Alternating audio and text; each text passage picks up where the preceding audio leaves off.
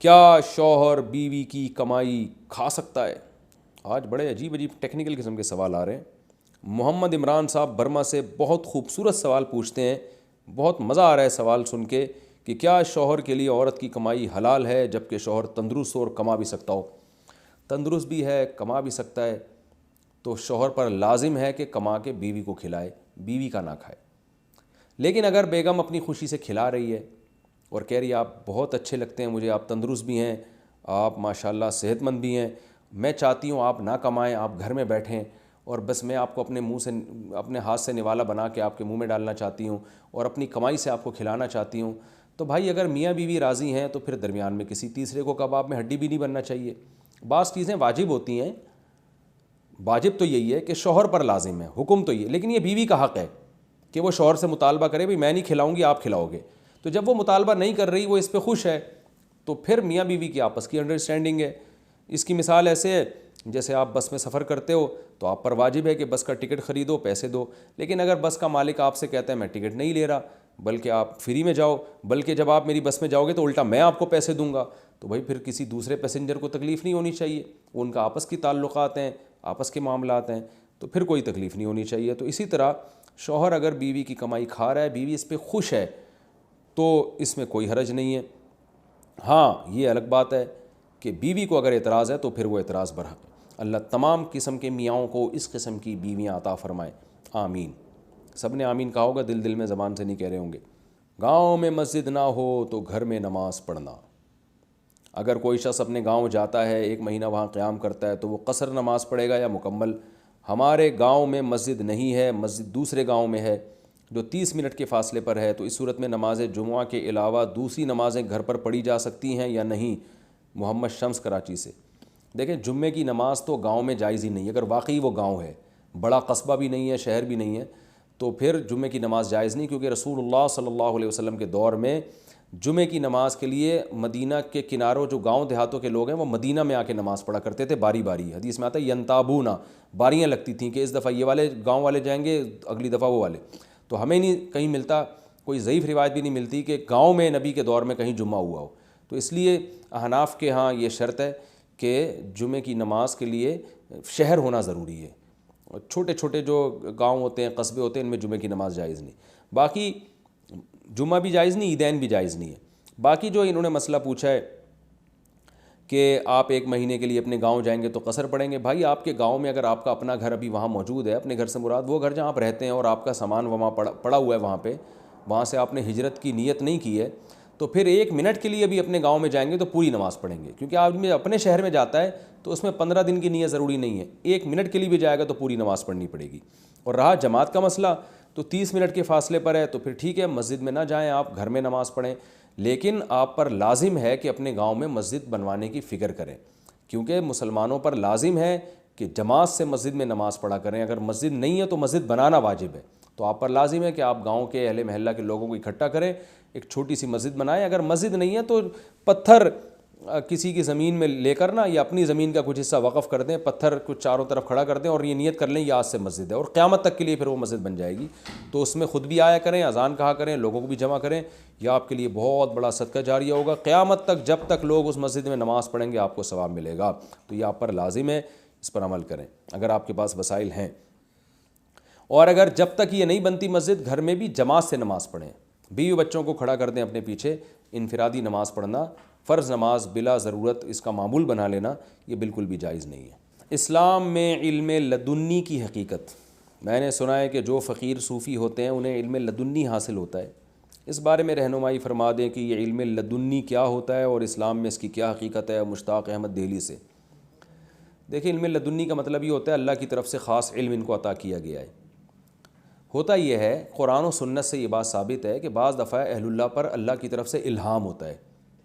جیسے حضرت موسیٰ علیہ السلام کی والدہ کو الہام ہوا، وَأَوْحَيْنَا إِلَىٰ أُمِّ مُوسَىٰ أَنْ أَرْضِعِيهِ، حضرت موسیٰ کی والدہ سے اللہ نے کہا، الہام کیا ان کو، وہی ہوئی ہے کہ اے موسیٰ کی ماں بچے کو دودھ پلا، فَإِذَا خِفْتِ عَلَيْهِ فَأَلْقِيهِ فِي الْيَمِّ وَلَا تَخَافِي وَلَا تَحْزَنِي، اور جب خطرہ ہو کہ فرعونی آ کے بچے کو قتل کر رہے ہیں تو بچے کو دریا کی موجوں کے حوالے کر دینا، صندوق کے حوالے کر دینا، اور ہم اس کو تجھے تیری گود میں لوٹائیں گے اور اس کو پیغمبر بنائیں گے۔ تو یہ سب اللہ کی طرف سے ایک علم تھا جو حضرت موسیٰ کی ماں کو دیا جا رہا تھا، جو یعنی وہ علم ہے جو اسباب کی دنیا میں نہیں ہے۔ اسباب سے علم حاصل ہوتا ہے کتاب پڑھ کے، کسی کا بیان سن کے، کوئی مشاہدہ کر کے، کچھ بات سن کے۔ تو یہ وہ علم ہے جو اللہ اور بندے کے درمیان ہوتا ہے، اللہ ڈائریکٹ اپنے بندے کو کوئی علم دے رہے ہوتے ہیں، تو یہ علم برحق ہے، ہوتا ہے، لیکن اس میں 2 شرطیں ہیں۔ نمبر 1 یہ کہ یہ ظنی چیز ہے، یقینی نہیں ہے دوسرے کے حق میں، یعنی ہو سکتا ہے شیطانی تصرف ہو اور آپ اس کو اللہ کی طرف سے سمجھ رہے ہو۔ تو جس کو اللہ یہ علم دیتے ہیں بعض دفعہ اس کو تو یقین دے دیتے ہیں کہ یہ اللہ ہی کی طرف سے، جیسے حضرت موسیٰ کی ماں کو اللہ نے اطمینان دلا دیا کہ یہ اللہ ہی کی طرف سے آپ کو علم دیا جا رہا ہے کہ یہ بچہ آپ کی گود میں ہم لوٹائیں گے۔ تبھی قرآن میں آتا ہے کہ ہم نے جب لوٹایا تو اس لیے تاکہ موسیٰ کی ماں کو یقین آ جائے کہ اللہ کا وعدہ سچا ہے۔ تو پتہ چلا وہ اتنا یقینی الہام تھا کہ وہ حضرت موسیٰ کی ماں کو یقین ہو گیا تھا کہ اللہ کا یہ پکا وعدہ ہے کہ یہ بچہ میری گود میں آئے گا۔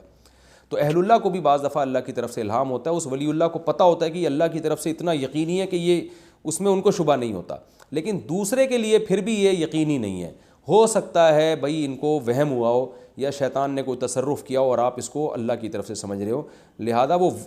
پیغمبر پر جو وحی ہوتی ہے نا اس کے مقابلے میں اس کی کوئی حیثیت نہیں ہے۔ یہی وجہ ہے کہ اس الہام کی وجہ سے شرعی مسئلہ تبدیل نہیں ہو سکتا۔ مثلا کسی ولی اللہ کو یہ الہام ہوا اور الہام میں یہ کہا گیا کہ جو ہے نا آپ داڑھی کٹا دیں، آپ کے لیے جائز ہے، تو یہ بالکل جائز نہیں ہے، کیونکہ اللہ کے نبی کی صحیح حدیث ہے داڑھی بڑھاؤ۔ تو وہ الہام جو شریعت کے خلاف ہوگا اس کو بالکل شیطانی الہام ہی سمجھا جائے گا۔ تو ایک بات تو یہ ہو گئی۔ دوسری بات یہ ہو گئی کہ یعنی پہلی بات تو یہ یقینی نہیں ہے، دوسری بات یہ کہ شریعت کا مسئلہ اس سے ثابت نہیں ہوتا، کسی چیز کا مستحب ہونا بھی ثابت نہیں ہوتا اس سے الہام سے۔ مثال کے طور پر کسی کو الہام ہوا کہ ہر نماز کے بعد یہ والی وظیفہ پڑھا کریں، اس میں زیادہ ثواب ہے، نہ نہ نہ نہ نہ، کیونکہ ثواب اور جزا کا تعلق شریعت سے ہے، اس میں جو حدیثیں ہیں انہی کو فالو کیا جائے گا، قرآن کو، اس میں کسی کے الہام کو نہیں فالو کیا جائے گا۔ تو یہ یعنی تیسرا مسئلہ پہلا مسئلہ کیا ہو گیا کہ یقینی نہیں ہے، دوسرا مسئلہ ہو گیا شریعت کا مسئلہ اس سے ثابت نہیں ہوتا۔ تیسری بات یہ ہے کہ یہ بھی ضروری ہے کہ جس پر الہام ہوا وہ متبع سنت ہو، صرف نام کا بزرگ نہ ہو۔ متبع سنت کا مطلب بے پردہ عورتیں اس کے سامنے ہجوم لگا کے نہ بیٹھتی ہوں، داڑھی نہ کٹاتا ہو، نماز کا پابند ہو، شلوار ٹخنوں سے اوپر ہوتی ہو اس کی، رشوت نہ لیتا ہو، بیوی بچوں کے حقوق ادا کرتا ہو، غیبتیں نہ کرتا ہو، نظر کی حفاظت کرتا ہو۔ تو کوئی بھی اگر کبیرہ گناہ میں مبتلا ہے، فاسق و فاجر ہے، تو اس کے ساتھ پھر ایسی کرامتیں عام طور پر نہیں ہوتی، وہ شیطانی تصرفات ہوتے ہیں اس کے ساتھ۔ تو ولی اللہ ہو واقعی، اور ولی اللہ وہ نہیں جس کو پبلک ولی اللہ، جس کو شریعت ولی اللہ کہتی ہے، گناہوں سے بچتا ہو، یہ تیسری شرط ہے۔ چوتھی بات یہ ہے کہ اس کا الہام صحیح سند سے ثابت ہو، یعنی ہمیں کسی نے خبر دی کہ فلاں ولی اللہ کو الہام ہوا ہے، تو خبر دینے والا بھی سچا ہو، کیونکہ عوام میں جو اس قسم کی چیزیں پھیلی ہوئی ہوتی ہیں اکثر جھوٹی ہوتی ہیں، تو اس لیے ان پر یقین نہیں کیا جائے گا۔ کرامت اس کا بھی، کیونکہ یہ بھی کرامت کے باب میں سے ہے نا، تو کرامت کا تعلق ہے کہ اس میں بیان کرنے والا قابل اعتماد ہو۔ اور ایک اہم ترین بات یہ ہے کہ اس زمانے میں جو علم لدنی کے نام پہ ٹوپی ڈرامے زیادہ ہو رہے ہیں، ہر پاگل سے پاگل اٹھ کے بولتا ہے، کچھ بھی بات پھینک دیتا ہے مارکیٹ میں جس کی کوئی لاجک نہیں ہوتی، جب اس سے پوچھا جائے تو ان لاجیکل بات آپ کر رہے ہو، تو علم لدنی ہے، اللہ کی طرف سے ہے، تو کیا کون لیبارٹری ٹیسٹ کرائے گا اللہ کی طرف سے شیطان کی طرف سے؟ تو اس لیے یہ جو آج کل مارکیٹ میں جو ہے نا بزرگوں کے نام پہ دھوکہ دیا جا رہا ہے اور ہر آدمی کو علم لدنی ہو رہا ہے،